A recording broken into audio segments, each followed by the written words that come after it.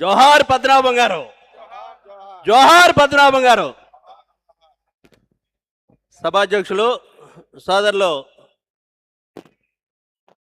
మరి మాజీ పార్లమెంట్ సభ్యులు మంత్రివర్యులు నరసింహ గారు, అదేవిధంగా వచ్చినటువంటి పద్మనాభం గారి అభిమానులకు అందరికీ కూడా పేరు పేరు నమస్కారాలు తెలుపుకుంటూ, మరి ఈరోజు ముద్రగడ పద్మనాభం గారు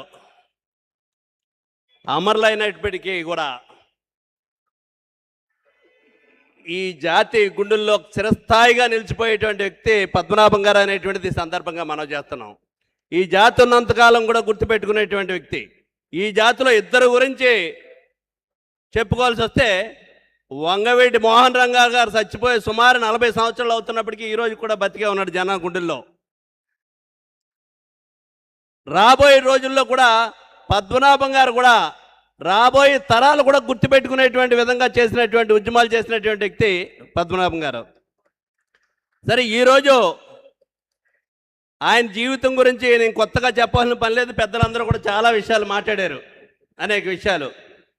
తనకే నష్టం జరుగుతుందని తెలిసినప్పటికీ కూడా అన్న మాటకు నిలబడిపోయేటువంటి వ్యక్తి పద్మనాభం గారు అనేటువంటిది మనందరికీ తెలుసున్న విషయమే. అయితే ఇక్కడ జేఏసీ నాయకులు అనేక విషయాలు చెప్పారు. నేను పెద్ద లోతుగా వెళ్ళవలసినటువంటి పని లేదు, కానీ ఆయనకి ఆత్మ శాంతించాలనేటువంటి ఉద్దేశంలో వచ్చినటువంటి వేలాది మంది ఎవరైతే ఉన్నారో, ఆయన నిజంగా ఆయన ఆత్మ శాంతి చేకూరాలంటే డబ్బు ఇస్తేనో లేకపోతే పదవులు ఇస్తేనో సంతృప్తి చెందే వ్యక్తి కాదు ఆయన. డబ్బుతోటో పదవులతోటో సంతృప్తి చెందే వ్యక్తి కాదు. ఆయన అనుకున్నటువంటిది నెరవేరినప్పుడు మాత్రమే ఆయన ఆత్మ శాంతించేటువంటి వ్యక్తి. ఆయన ఆత్మ శాంతి చేకూర్చడం కోసం మీరు జేఏసీగా ఉన్నటువంటి మీరు కానీ, పార్టీలకు అతీతంగా ఉన్నటువంటి నాయకులు కానీ భవిష్యత్తు కార్యక్రమం ఏంటనేటువంటిది నిర్ణయించవలసినటువంటి బాధ్యత మన అందరి మీద ఉంది. ఏదో ఆపదలో ఉన్నారు కదా, ఇటువంటి సందర్భంలో వచ్చే 2 మాటలు మాట్లాడేసి నివాళులు అర్పించేసి వెళ్ళిపోతే ఆయన ఆత్మ శాంతించదు. అది మనకి ధర్మం కూడా కాదు.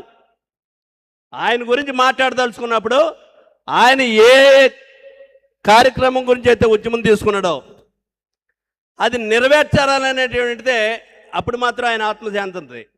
దానికి ఒక డేటు మమ్మల్ని ఇమ్మంటే మేము ఇస్తాం, లేదంటే మీరు నిర్ణయించి మీరు ఎక్కడికి రమ్మంటే అక్కడికి మేము వస్తాం. ఏ విధంగా దాన్ని ముందుకు తీసుకెళ్ళాలనేటువంటి ప్రణాళిక మాత్రం మీరు ఇక్కడ మాట్లాడినటువంటి జేసీ అని చెప్పేటువంటి నాయకులందరూ కూడా ఆలోచన చేయవలసిందిగా మనం చేస్తున్నాం. దయచేసి మనం అందరూ అన్ని పార్టీల్లో ఉన్నాం. మనం కులంలో పుట్టాం కానీ పార్టీల్లో పుట్టలేదు. మన ఈ విషయాన్ని మాత్రం అందరూ గుర్తుపెట్టుకోవాలి. మనతోటి వచ్చినటువంటి కులం, మన పుట్టుకతోటి వచ్చినటువంటి కులం మన సత్యదాకా ఉంటుంది. మనకి పార్టీలు అనేటువంటి నీకు ఇష్టమైతే ఉంటావు, లేకపోతే పోతావు. పార్టీల గురించి సరే, ఇది పద్మనాభం గారు సంస్మరణ సభ కాబట్టి ఎక్కువ మాట్లాడకూడదు. కానీ గత 4-5 రోజులుగా 10 రోజులుగా ఏ విధమైనటువంటి ఆదేశాలు ఇస్తున్నాయో కొన్ని రాజకీయ పార్టీలు, ఏ విధంగా దుర్మార్గమైనటువంటి విధంగా మరి ఆ సభలకు వెళ్ళినటువంటి వాళ్ళకి ఎక్స్ప్లెనేషన్ కాల్పర్ చేసి సమాధానం చెప్పించుకునేటువంటి దౌర్భాగ్యమైనటువంటి పరిస్థితి ఉందంటే దీని గురించి కూడా కొంచెం ఆలోచన చేయాలనేటువంటిది మనవి చేస్తూ, ఆయన ఆశయ సాధనకి ఈ రిజర్వేషన్లు ఏవైతే ఉన్నాయో, ఈ మధ్యకాలంలో కొన్ని రాజకీయ పార్టీలు 5% రిజర్వేషన్ ఇచ్చాం మేము, ఇప్పుడు మాట్లాడకూడదు అనుకున్నాం, కానీ ఇది తప్పనిసరిగా మాట్లాడవలసినటువంటి సందర్భం. 5% రిజర్వేషన్ ఇచ్చాం మేము అని చెప్తున్నారు. బీసీ రిజర్వేషన్ ఇచ్చామని 5% చెప్తున్నారు. ఈడబ్ల్యూఎస్ రిజర్వేషన్ ఇచ్చామని 5% చెప్తున్నారు.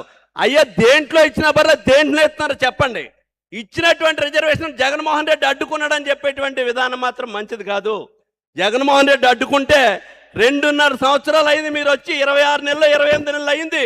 మిమ్మల్ని ఎవరు అడ్డుకున్నారు? మిమ్మల్ని ఎవరిని అడ్డుకున్నారా? ఎందుకు చేయలేకపోతున్నారు మీరు? దయచేసి రాజకీయాలకు అతీతంగా అన్ని పార్టీల్లో ఉన్నటువంటి నాయకులందరూ కూడా దీని మీద ఆలోచన చేసి ఆయన ఆశయ సాధ్యానికి కృషి చేసినప్పుడు మాత్రమే ఆయన ఆత్మ శాంతిస్తుంది అనేటువంటిది మరొకసారి మనం చేస్తూ మీ అందరికీ నా హృదయపూర్వకమైనటువంటి ధన్యవాదాలు తెలుపుకుంటూ, జోహార్ ముద్రగడ. అలాగే